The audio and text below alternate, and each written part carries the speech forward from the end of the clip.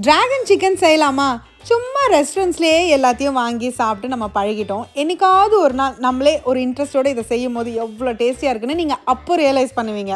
So இதுக்கு தேவையான பொருட்கள்: அரை கிலோக்கு போன்லெஸ் சிக்கன் எடுத்துக்கோங்க, 2 டீஸ்பூன் இஞ்சி பூண்டு பேஸ்ட், 1 டீஸ்பூன் உப்பு, 1 டீஸ்பூன் மிளகுத்தூள், 1 டீஸ்பூன் கொரியன் சில்லி ஃப்ளேக்ஸ் சேர்த்துருக்கேன், 2 tablespoon cornflour, 3 tablespoon maida, 1 teaspoon chilli powder, 1 முட்டை, 1 டீஸ்பூன் வினிகர் சேர்த்து நல்லா பிசைஞ்சுக்கோங்க. ஒரு ½ அன் ஹவர் மேரினேட் பண்ணிட்டு இந்த மாதிரி எண்ணெயில் கொஞ்சம் கொஞ்சமாக பொரிச்சு எடுத்துக்கோங்க. உள்ள சேர்த்து ஒரு 4-5 நிமிஷத்துக்கு அப்படியே விட்டுருங்க. அதுக்கப்புறம் இந்த சைடு அந்த சைடு புரட்டி போடுங்க. ஸோ மொத்தமாக இந்த மாதிரி ஃப்ரை பண்ணி எடுத்து வச்சுக்கோங்க. நீங்கள் ரெஸ்டாரண்ட்ஸில் சாப்பிட்ருந்தீங்கன்னா டிராகன் சிக்கன் மேலே இந்த ஃப்ரைட் கேஷ்யூஸ் போட்டிருப்பாங்க.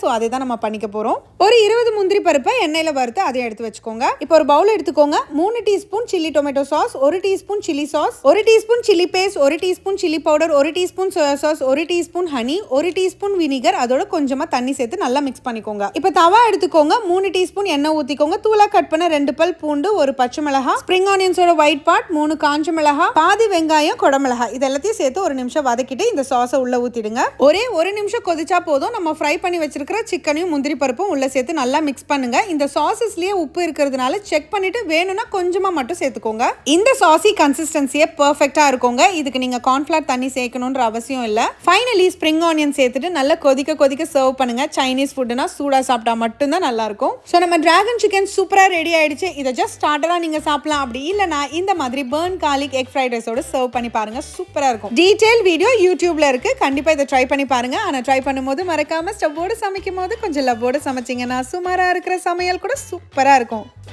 எப்படி?